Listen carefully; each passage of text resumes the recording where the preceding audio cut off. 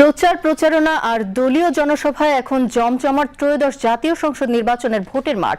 আজ 11 দলীয় জোট ও জামাতের আমির ডাক্তার শফিকুর রহমান কিশোরগঞ্জ ভ্রমণ করায় নতুন উদ্যমে চাঙা হয়ে উঠেছে এই অঞ্চলের ভোটার ও ভোট যুদ্ধের মাঠ। সে খবর জানাতে সেখানে আছেন আমাদের সহকর্মী আলাউদ্দিন মজুমদার। আমরা এখন সরাসরি চলে যাচ্ছি তার কাছে। আলাউদ্দিন, জামাতের আমির কিশোরগঞ্জে জনসভা করার পর সেখানে এখন ভোটের সার্বিক পরিস্থিতি কি একটু আমাদের জানাবেন? যেমনটি জানাচ্ছিলাম, কারণ ত্রয়োদশ জাতীয় সংসদ নির্বাচনের আর মাত্র ক্ষণগণনায় অল্প কিছু সময় প্রার্থীদের হাতে আছে এবং যারা দলীয় প্রতীক পেয়েছেন, যেই সব দলের জোট হয়েছে এবং দলীয়ভাবে যেসব বড় বড় দলগুলো আছে তাদের দলপতিরা অর্থাৎ দলের যারা প্রধান আছেন তারা কিন্তু আসলে বিভাগীয় শহরগুলো থেকে শুরু করে তারা জায়গায় জায়গায় যাচ্ছেন এবং প্রত্যেকটি দলেরই বিভাগীয় প্রধানরা যাচ্ছেন এবং তাদের নেতাকর্মীরা যারা এককভাবে অঞ্চলে ভোট করছেন তাদের সংসদীয় আসনে ত্রয়োদশ জাতীয় সংসদ নির্বাচনকে সামনে রেখে তারা কিন্তু তাদের প্রতিশ্রুতিগুলি দিচ্ছেন এবং পাশাপাশি যে দলীয় প্রধানরা আছেন তারা গিয়ে কিন্তু সেই ভোটের মাঠকে এক প্রকার গরম করে দেন এবং প্রতিশ্রুতিগুলি শোনেন এলাকার এবং শোনার পর তারা কিন্তু একটি সম্মিলিত প্রতিশ্রুতি দেন।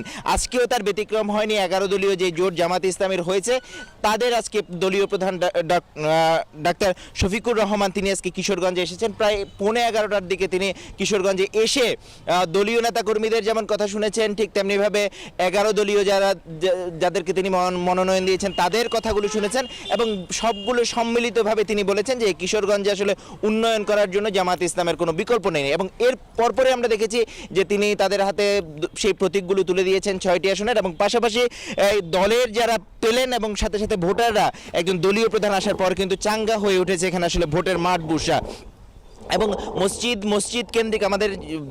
মসজিদ কেন্দ্রিক এবং ধর্মীয় উপাসনালয়গুলি কেন্দ্রিকও আমাদের এই প্রচারণাগুলি হয়। আমরা তার ব্যতিক্রম দেখিনি কিশোরগঞ্জেও। তাই একটু আপনাদেরকে জানাতে চেষ্টা করব আসলে একটি দলের প্রধান এখানে আসার পর তারা আসলে ভোটের মাঠ কেমন দেখছেন এবং তাদের আসলে প্রচারণা করতে গিয়ে কি সুবিধা হচ্ছে। আমি একটু আপনার কাছে জানতে চাইবো আজকে যে দলীয় প্রধান এলেন ডক্টর শফিকুর রহমান তিনি আসাতে আসলে আপনারা আসলে কেমন অনুভব করছেন, কেমন চাঙ্গা হলো মনে করেন ভোটের মাঠ? ধন্যবাদ। অনুভূতি অনেক স্পষ্ট সুনির্দিষ্ট। আমরা আমির জামাত এবং 11 দলীয় জোটের শীর্ষ নেতা ডাক্তার শফিকুর রহমানের আগমনটার খবর পেয়েছি মাত্র 3 দিন আগে, যেটা 1 মাস আগে আমরা খবর পেলে সফরসূচি পেলে যেভাবে উৎফুল্লনে কাজ করতে পারতাম আমরা সেটা করতে পারি নাই। এরপরে কি আপনাদের ভোটের মাঠ চাঙ্গা হয়েছে মনে করেন? হ্যাঁ, আমাদের অনেক চাঙ্গা হয়েছে। টোটাল কিশোরগঞ্জের বাইরেও জনগণের যে জনস্রোত আমরা পেয়েছি, আমরা যে উপহার দিতে পেরেছি, জনগণের মধ্যে অনেক উদ্দীপনা এবং উৎসাহ পেয়েছি আমরা। আচ্ছা, দলীয় যারা আছেন তারা বলছেন যে উৎসাহ পেলেন। বসে আমি একটু জানতে চাইবো যে আসলে এরপরে আসলে তারা তাদের দাবি দাওয়াগুলো কি আপনারা একটু বলবেন যে আপনারা কি চান আপনাদের আসলে প্রার্থীর কাছে একটু বলেন, একজন করে শুনি, আপনি বলেন। যে আমরা চাই ভোটের মাধ্যমে একটি সন্ত্রাস মুক্ত, চাঁদাবাজ মুক্ত, বৈষম্য মুক্ত একটি সমাজ আমরা চাই। দেখি আপনি বলেন, আপনি কি চান তরুণ হিসেবে? আমি একজন ডক্টর, আমি একজন সচেতন নাগরিক হিসেবে চাই এমন একটি বাংলাদেশ দেখতে চাই যেখানে থাকবে ইনসাফ, যেখানে থাকবে মানুষের অধিকার, যেখানে যুব সমাজ পাবে কর্মসংস্থান, পাশাপাশি আগামী প্রজন্ম পাবে একটি সুন্দর সমাজ। বর্ষা যেটি শুনলেন আপনি আসলে দেখে আরো একটু আপনি বলেন কি চান দেখতে?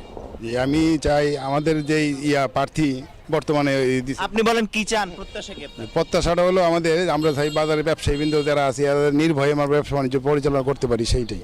বর্ষা দেখলেন তিনি বললেন যে বাজারে যিনি ব্যবসা করেন ক্ষুদ্র ব্যবসায়ীরা তার ব্যবসার নিশ্চয়তা চান এবং পাশাপাশি যিনি আরেকজন বললেন যে সন্ত্রাস মুক্ত এই সমাজ কিশোরগঞ্জ গড়তে চান। আমি একটু জানতে চাইবো যে আপনি আসলে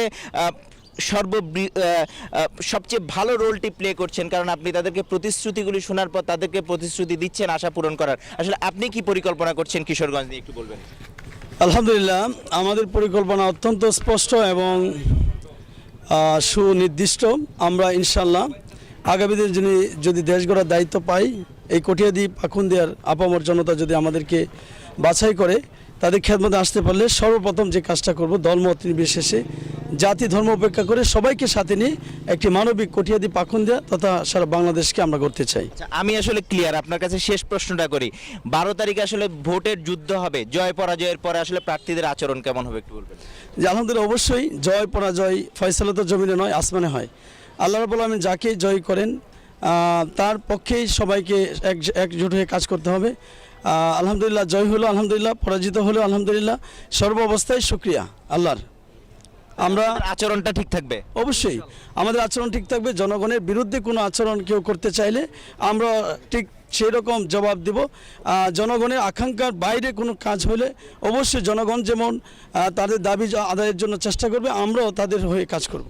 অবশ্যই আসলে আপনাকে যেমনটি জানাচ্ছিলাম, আসলে এটি আমাদেরও গণমাধ্যম কর্মী হিসেবে জানানো দায়িত্বের মধ্যেই পড়ে যায় যে 12 তারিখে যে ভোট যুদ্ধটি হবে তারা নিজেদের যেই অঙ্গীকারগুলো আছেন সেগুলো করছেন, আর পাশাপাশি 12 তারিখের ভোট যুদ্ধের পর আসলে প্রত্যেকের আচরণটা কেমন হবে সেটি আমাদেরকে তারা জানালেন যে সৌহার্দ্যপূর্ণ পরিবেশের ভেতরে জয় পরাজয় মেনে নিয়েই আগামীর কিশোরগঞ্জ গড়ে তুলবেন। আসলে আমার কাছে এখন পর্যন্ত বুসরা এই ছিল কিশোরগঞ্জ থেকে নির্বাচনী প্রচারণার। আমরা এখন আপনার কাছে স্টুডিওতে যাব অন্য সংবাদের জন্য।